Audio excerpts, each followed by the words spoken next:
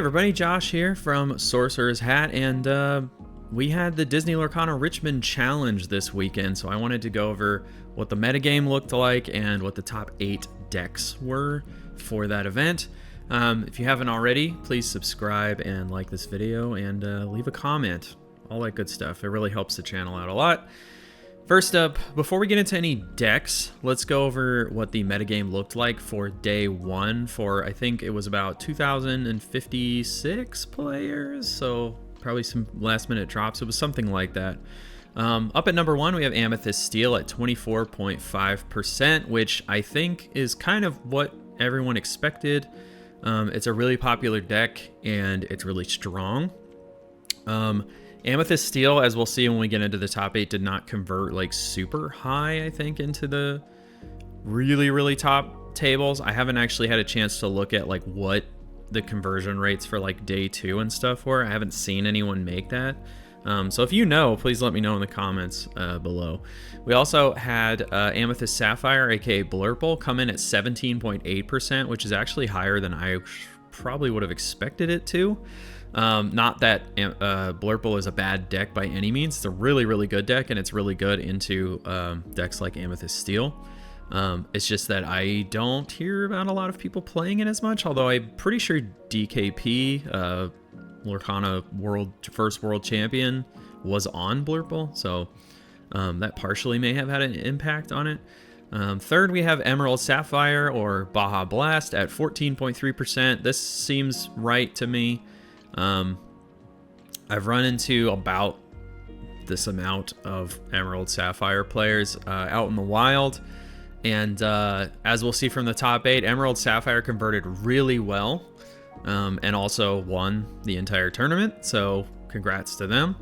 And it's a pretty good deck, but it is a little high rolly and does brick, and is really susceptible to like aggro decks like Dogs or Amber Steel and stuff, but as we'll see, Amber Steel not being played a lot right now. Next up, we have Amber Emerald, aka Dogs, in all of its forms. We had one Dogs player in the top 8, and we'll get there eventually, but they have an interesting list that I was not expecting, honestly. Then we have Amethyst Ruby, or Ruby M, as everybody calls it, or Ruby Amethyst, as everybody calls it, at 8.6%. I don't believe any Ruby Amethyst players converted to top 8. I don't know about any day 2, but it is a fun deck, and it can be really strong in certain circumstances. But it just didn't seem to make the cut right now. I still think it's kind of lacking in certain tools that other decks just have access to, and it's kind of, yeah, it'll be interesting to see if in set 11 it gets a few more tools that are going to make it a little more competitively viable.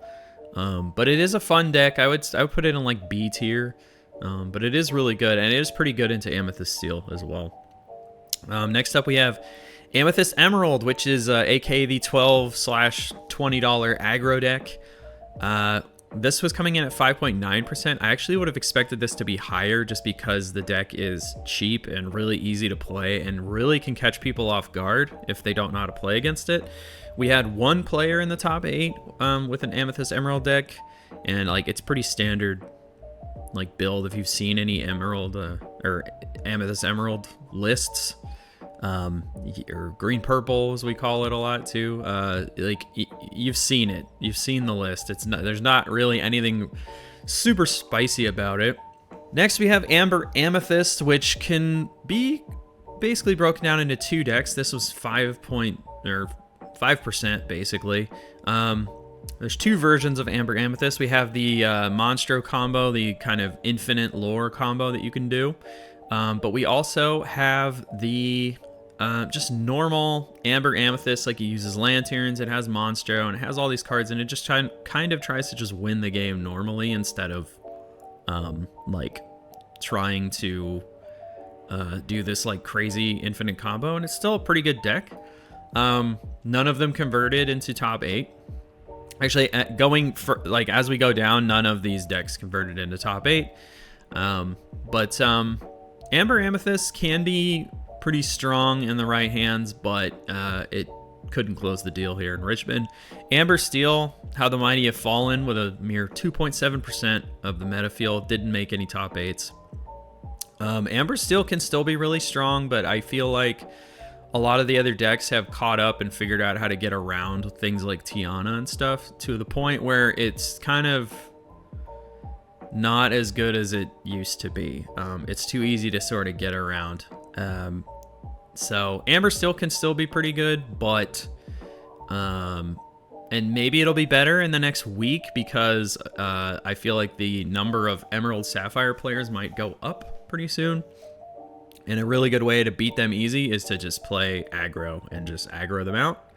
So Amber Steel could see a rise, but we'll see. Next we have Emerald Steel at a mere 1.2%. I can't even think of like a valid, really high competitive Emerald Steel deck that's out there. I'm sure there's some. I've run into like maybe one that I played somewhere and I was like kind of shocked by it, but it didn't really seem all that amazing. Emerald Steel kind of hurting for some new tools or some kind of identity in this rotation meta. Next we have Amber Sapphire, which I saw some buzz about like before the tournament.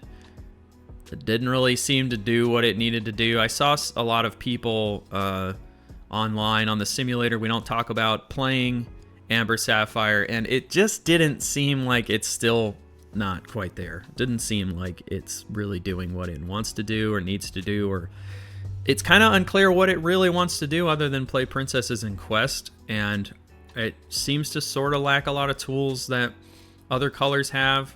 So I'm not really sure what you do with Amber Sapphire, but it's kind of interesting to see 0.8% show up. Next we have Ruby Steel, which I think in any other meta would honestly be pretty good. I went to a set champs this weekend where 2 people were playing Ruby Steel, and one of them actually went 3-1. And I thought that was really interesting. The problem with Ruby Steel, though, is it's really hard to play against the evasive decks right now, and as you can tell from this, like, just the top 5 decks in this meta right now, 3 out of 5 of them are all running Amethyst, which have a lot of evasive characters, and then you have Emerald Sapphire, which has Prince Philip, who is evasive as well. So it is kind of rough out there for Amber Ruby, Ruby Steel. But some players are playing it and seem to be making it kind of work, and they love it or whatever. I would love to see something like Ruby Steel actually work because I love challenging, and I would love to have a deck where I win by challenging. That sounds amazing. Next we have Amber Ruby at 0.25%. Amber Ruby was a deck I really loved in like the beginning of set 5. I've never really seen it kind of get any better than that since then. Yeah, I saw some people trying to make it work and it didn't really make it work. I think there's a small contingent of people in the community that just really love the color combo and they were trying to make it work, and that's where that 0.25% is really coming from. My other love, Ruby Sapphire, down here also at 0.25%. Right at the beginning of the set, I was really trying to make Ruby Sapphire work. I was playing all these like detective variants. I was trying to like mid-range variants, and the deck just never quite seemed good enough. And it's not that it's bad, it's just not there. It's not really doing it. It's far from the days of like the DKP list or like Sisu on Ice or anything like that. So obviously it did not convert super well, but here's to hoping that one of my favorite color combinations will come back. And definitely in coming Infinity events, I'll be playing and I will be using Ruby Sapphire again because I just really, really like the color combo. And finally, we have Emerald Ruby, the least played deck of the entire day, and it was at 0.15%. Yeah, I mean, Emerald Ruby was like okay in set 1, and then it sort of just dipped down further and further.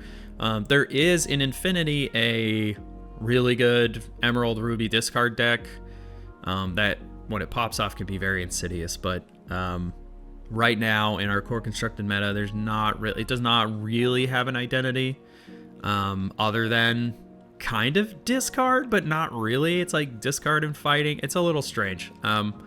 So, and I have run into someone recently playing on Emerald Ruby, and again, I just sort of felt like, yeah, this deck doesn't seem like it has like a clear goal, you know, or a clear identity kind of yet right now in this meta. So, yeah, I would be very interested though to see what the Emerald Ruby players were playing.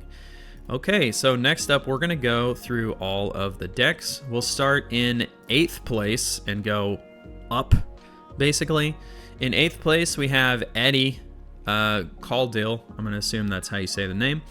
Sorry if I mispronounce anyone's name in this, by the way. I'm really bad with names.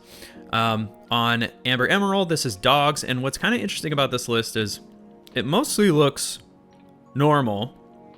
I think the Rhino is a really interesting pick, but you know, when you see it in the context of also they're playing Delamoon's Lullaby, which says chosen opposing character gets -2 strength until the start of your next turn, draw a card.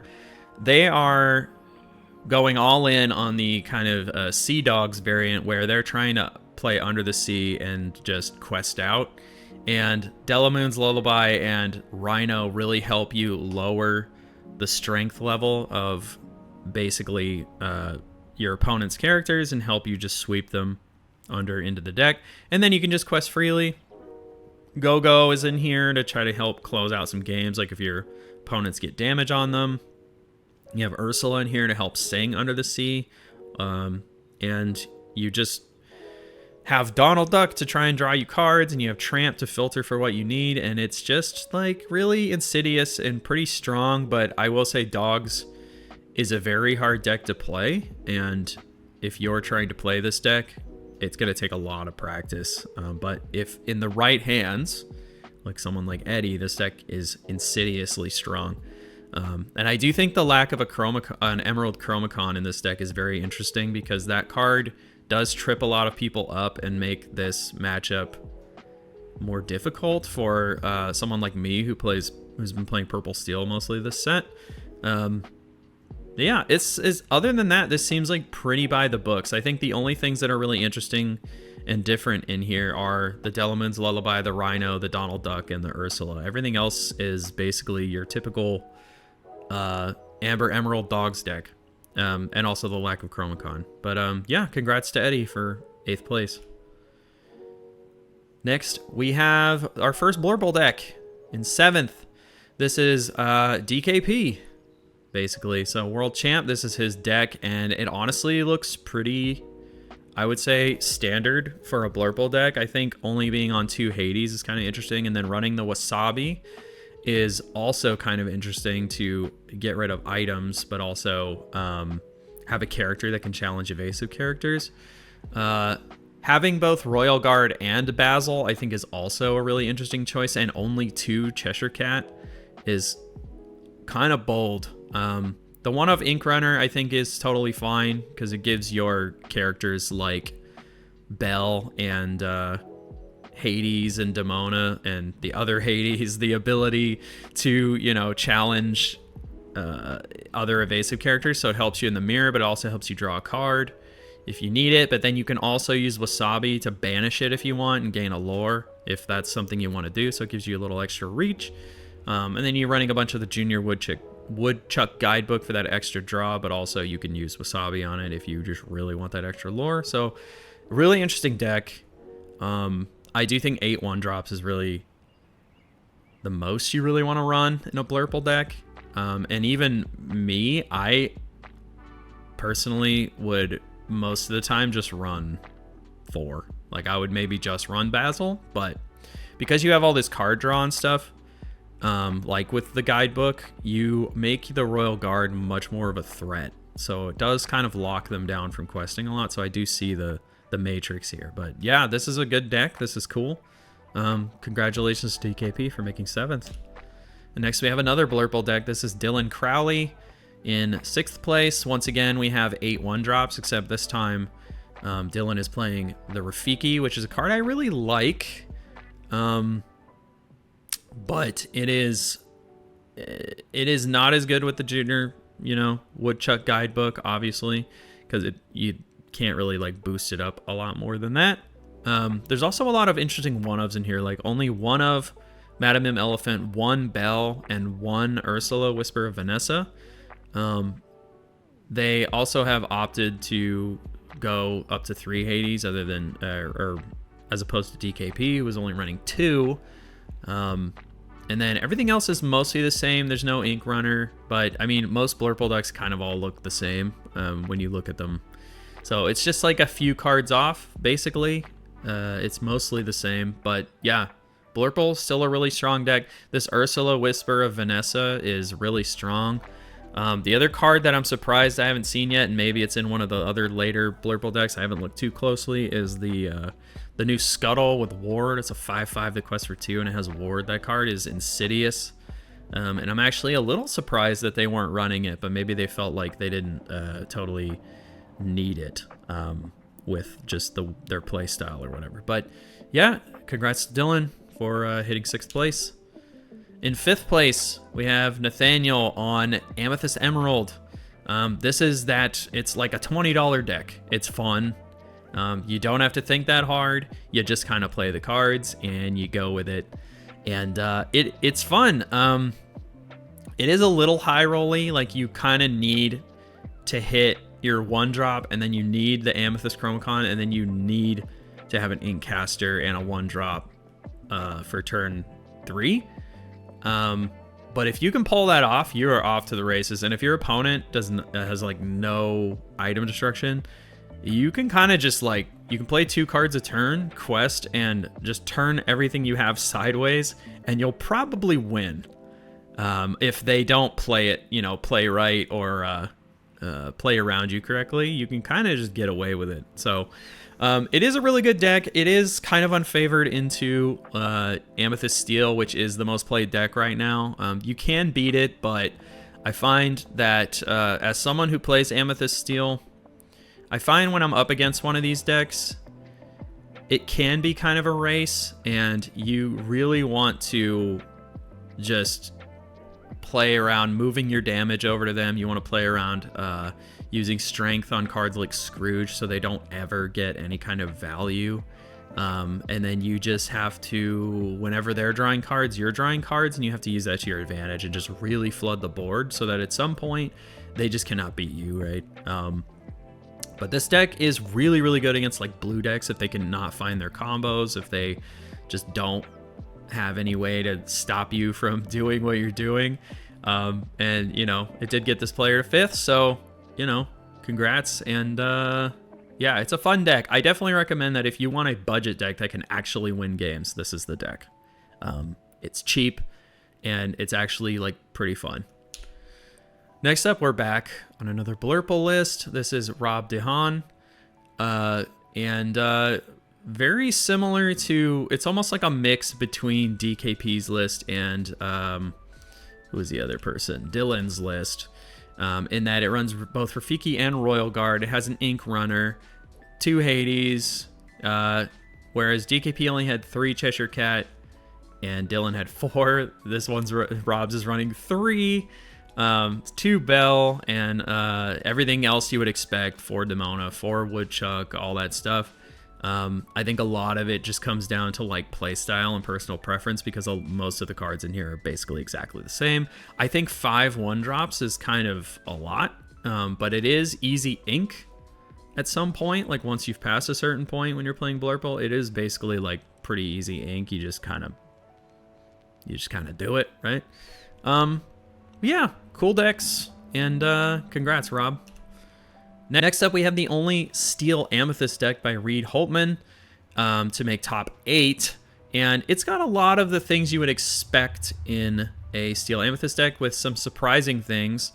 Like, it's got the 4 Dumbo, but then it's also running 2 Yzma, which a lot of the times you're either choosing either or. Personally, I prefer Dumbo over Yzma. I've played with both, but I just think Dumbo is just better in most situations, because you are getting that extra like lore burn, and you're getting a card, and a lot of the cards you're using have evasive either on your turn or just have evasive all the time, so it makes it a lot easier.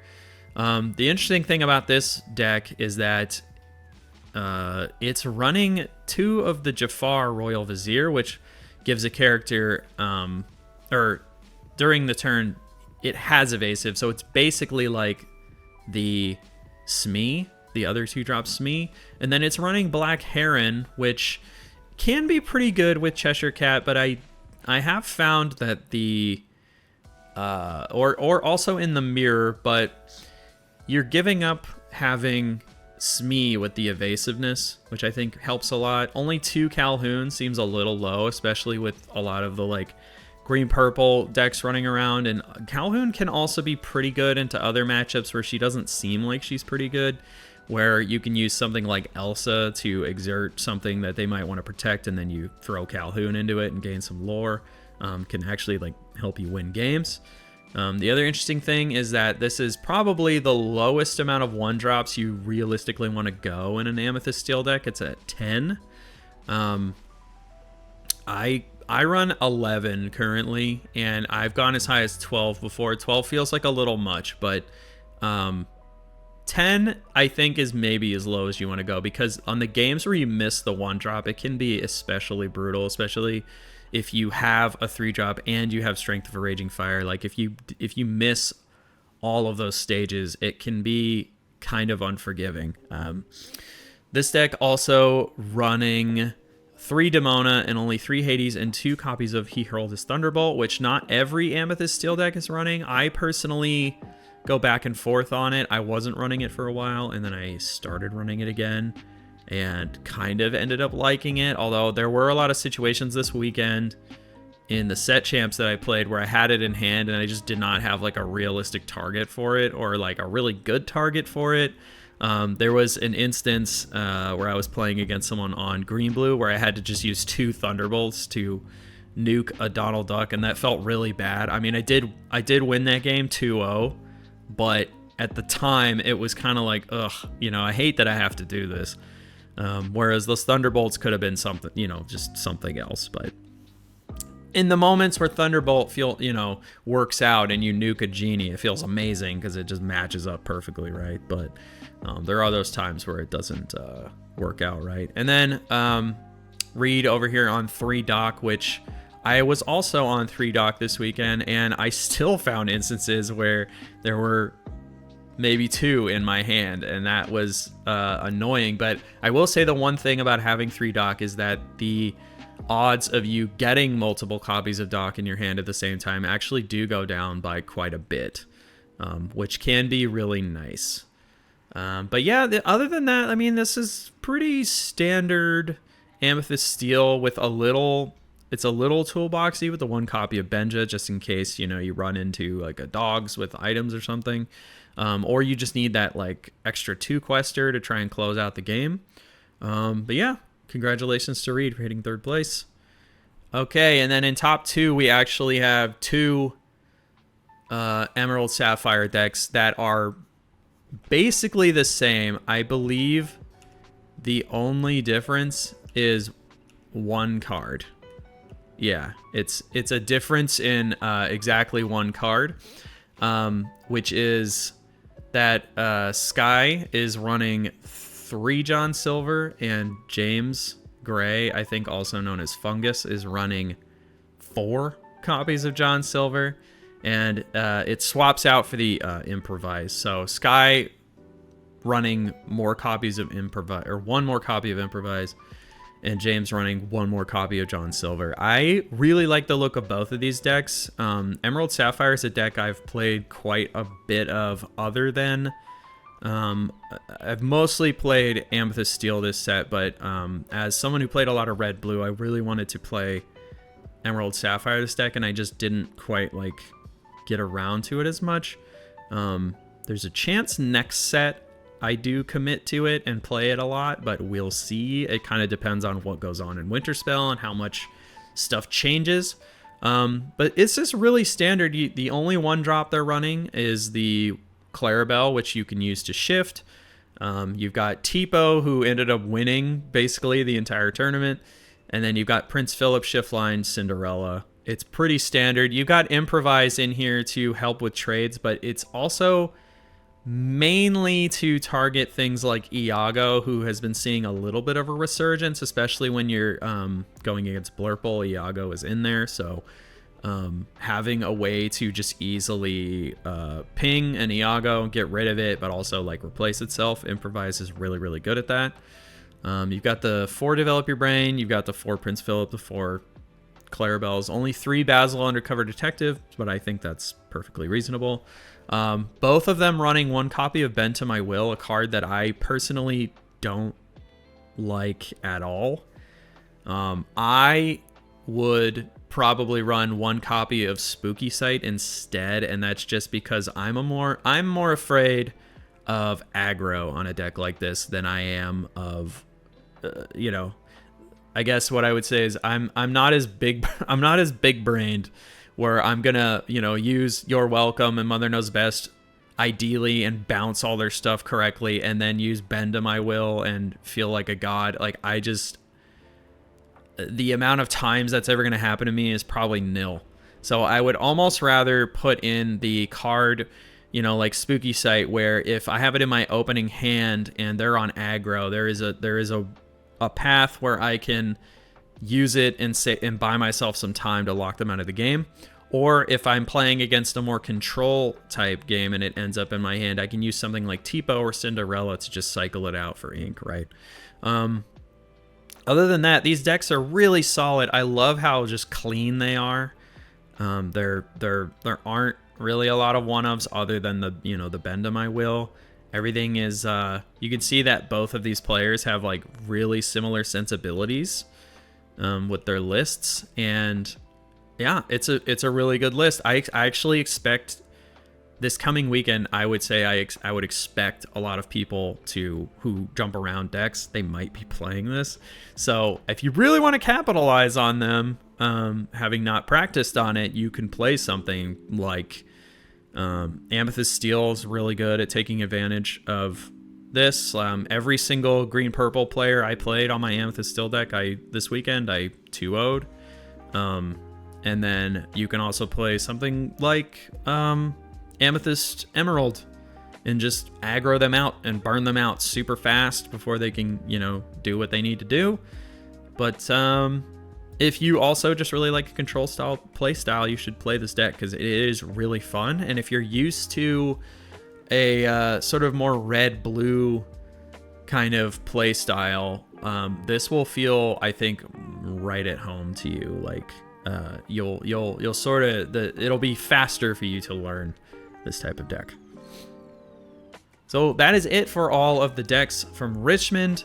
Once again, please like and subscribe to the Sorcerer's Hat. It really helps out the channel, and leave a comment about anything about Richmond, about this video, feedback, anything like that. I will see you guys with a video later this week, and yeah, bye-bye. Love you.